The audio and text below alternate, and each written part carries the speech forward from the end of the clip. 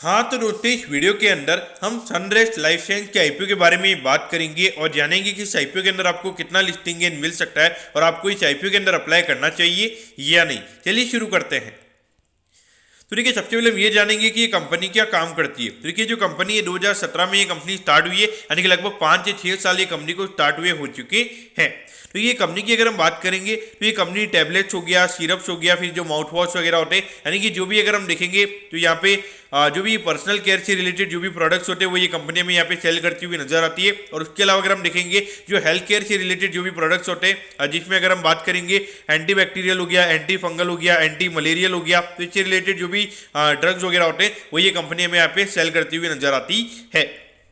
अगर हम यहाँ पे कंपनी के मैन्युफैक्चरिंग की अगर हम बात करेंगे तो देखिए, यहाँ पे जो थर्ड पार्टी मैन्युफैक्चरर्स होते हैं तो उनसे ये कंपनी प्रोडक्ट को मैन्युफैक्चर करवाने का ये कंपनी में यहाँ पे काम करवाती हुई नजर आती है। फिर उसे ये कंपनी प्रोडक्ट सेल करती हुई हमें यहाँ पे नजर आती है। तो देखिए, मुझे दिक्कत ये नजर आती है कि यहाँ पे कंपनी का खुद का मैन्युफैक्चरिंग यूनिट हमें यहाँ पे नजर नहीं आता है। यानी कि जो दूसरा जो थर्ड पार्टी वाला मैन्युफैक्चरर होगा वो खुद का मार्जिन ऐड करके आपको सेल करेगा। जब आपका खुद का मैन्युफैक्चरिंग यूनिट होता है तो वहां पर होता क्या है कि सपोज अगर कोई अगर किसी चीज़ की कॉस्ट अगर 20 रुपये आ रही है, तो अगर ये थर्ड पार्टी वाला जो मैन्युफैक्चरर है वो इनसे अगर हम देखोगे तो ये कंपनी को 21 रुपये में बेचेगा। लेकिन अगर कंपनी खुद अगर 20 रुपये में अगर वो प्रोडक्ट को बनाएगी और उसके बाद में अगर उसे 25 रुपये में अगर सेल करेगी तो वहाँ पे सीधा 5 रुपये कंपनी के ग्रॉस प्रॉफिट में आते हुए नजर आएगा। लेकिन अगर हम देखेंगे अगर यहाँ पे थर्ड पार्टी से कंपनी लेगी तो वहाँ पे हार्डली 4 रुपये के लगभग कंपनी का जो पैसा है वो हमें यहाँ पे कंपनी के ग्रॉस प्रॉफिट में आता हुआ नजर आएगा।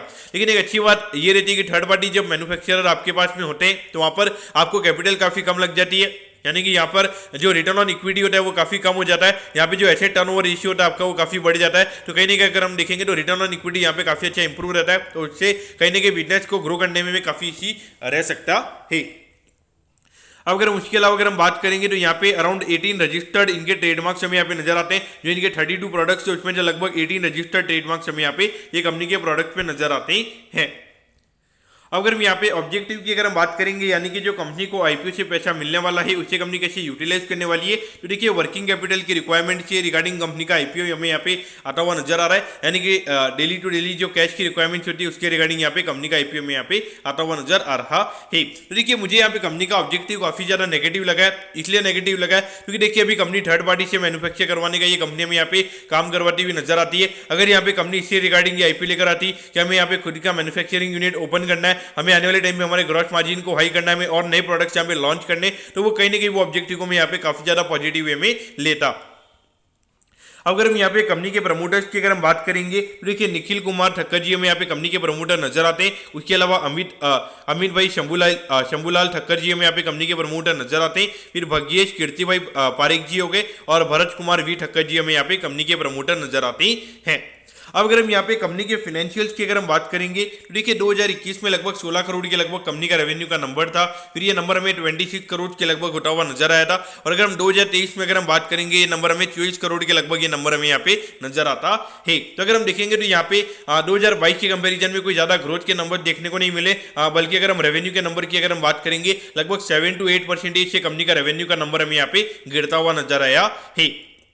अब अगर हम यहाँ पे पहले क्वार्टर की कंपनी के रेवेन्यू की अगर हम बात करेंगे हार्डली 5 करोड़ के लगभग का रेवेन्यू का नंबर हमें यहाँ पे नजर आता है, क्योंकि इंडिकेशन दे रहा है कि लगभग ईयरली बेसिस पे 20-21 करोड़ के लगभग का रेवेन्यू का नंबर यहाँ पे कंपनी का हमें देखने को मिल सकता है। तो इसके हिसाब से अगर आप देखोगे तो ये इंडिकेशन दे रहा है कि कहीं ना कहीं यहाँ पे 20 से 25 करोड़ के लगभग के रेवेन्यू पे नंबर आके कंपनी की ग्रोथ रुक गई है। यानी कि ये इंडिकेशन दे रहा है कि यहाँ से आप कंपनी ग्रो नहीं कर सकते। अगर यहाँ पे से अगर कंपनी को ग्रो करना है तो कहीं ना कहीं यहाँ पे कैपिटल की रिक्वायरमेंट रहेगी, और अगर कैपिटल की रिक्वायरमेंट नहीं रहेगी तो यहाँ पे कुछ नया काम कंपनी को करना पड़ेगा, तभी यहाँ से कंपनी का जो रेवेन्यू का नंबर है वो हमें ग्रोथ हुआ यहाँ पे नजर आएगा। अब अगर हम यहाँ पे आईपीओ की डिटेल्स के बारे में अगर हम बात करेंगे तो देखिए 7 तारीख को ये आईपीओ में ओपन होता हुआ नजर आएगा और 9 तारीख को ये आईपीओ में क्लोज होता हुआ नजर आएगा। यहाँ पे 84 रुपीज पर शेयर पे कंपनी में शेयर देती हुई नजर आ रही है। 1600 शेयर्स का हमें यहाँ पे लॉट नजर आता है। तो यानी कि लगभग एक लॉट को अप्लाई करने के लिए यहाँ पे 1,20,000 से 25,000 रुपए आपको यहाँ पे लगने वाली है। अब अगर हम टोटल इश्यू साइज की अगर हम बात करेंगे तो देखिए 10 करोड़ 85 लाख रुपीस के लगभग का आईपीओ में यहाँ पे नजर आता है, जिसमें अगर हम रिटेल कोटा की अगर हम बात करेंगे 50% के लगभग का रिटेल कोटा है, यानी कि लगभग 5 से 5.5 करोड़ के लगभग का रिटेल कोटा में यहाँ पे कंपनी का नजर आता है। और ये जो कंपनी ये कंपनी हमें एनएससी के एसएमई प्लेटफॉर्म पे ये कंपनी हमें लिस्ट होती हुई नजर आएगी। अब अगर हम यहाँ पे टाइम टेबल के बारे में अगर हम बात करेंगे तो देखिए 15 तारीख को आपको पता चल जाएगा कि आपको अलॉटमेंट मिला है या नहीं। अलॉटमेंट नहीं मिलता है तो 16 तारीख को आपको रिफंड मिल जाएगा। 17 तारीख को आपके डीमैट अकाउंट में शेयर आ जाएंगे अगर आपको अलॉटमेंट मिलता है, और 20 तारीख को ये कंपनी हमें लिस्ट होती हुई नजर आएगी।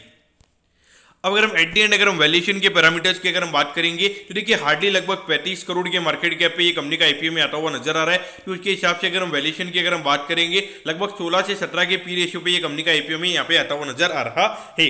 लेकिन अगर हम बिजनेस मॉडल की अगर हम बात करेंगे तो कुछ एक्स्ट्राऑर्डिनरी बिजनेस मॉडल कंपनी का नजर नहीं आता। एक normal kind of business model हमें यहाँ पे नजर आता है। एक नॉर्मली आप थर्ड पार्टी मैन्युफैक्चरर से बाय करके आप आगे सेल करने का काम करते हो, खुद का कोई नया यहाँ पे कोई यूनिक प्रोडक्ट नहीं है। तो इस पॉइंट ऑफ व्यू से देखा जाए तो इतना बढ़िया इशू नहीं है। और 16-17 का पी रेशियो भले आपको लगेगा कि यहाँ पे जो वैल्यूएशन वाइज है ये भले आपको सस्ता नजर आ रहा है, लेकिन अगर हम ग्रोथ वाइज अगर हम बात करेंगे पिछले 2 साल से कहीं ना कहीं यहाँ पे जो ग्रोथ है कंपनी की वो हमें यहाँ पे कम होती हुई नजर आ रही है। तो इस पॉइंट ऑफ व्यू से देखा जाए थोड़ा कॉशियस रहना चाहिए। अभी काफी ज्यादा एसएमई आईपीओ हमें यहाँ पे नजर आ रहे हैं, मेन बोर्ड में भी काफी ज्यादा आईपीओ हमें अभी नजर आ रहे हैं। तो कहीं ना कहीं देखा जाए थोड़ा कॉशियस रहना चाहिए। और मेरे ख्याल से ये जो कंपनी है क्लियर कट अवॉइड मेरे ख्याल से यहाँ पे मेरे पॉइंट ऑफ व्यू से आपने यहाँ पे इसे क्लियर कट यहाँ पे अवॉइड करना चाहिए, और मैं पर्टिकुलरली इसको अवॉइड करने वाला हूँ। तो दोस्तों मैं कहता हूँ कि सनराइज लाइफ साइंस के आईपीओ के बारे में आपको सब कुछ समझ में आ गया होगा। अगर आपकी कोई भी क्वेरीज है आप कमेंट कीजिए, मैं जरूर आपके कमेंट पर रिप्लाई करूंगा। ओके दोस्तों, thank you, have a nice day.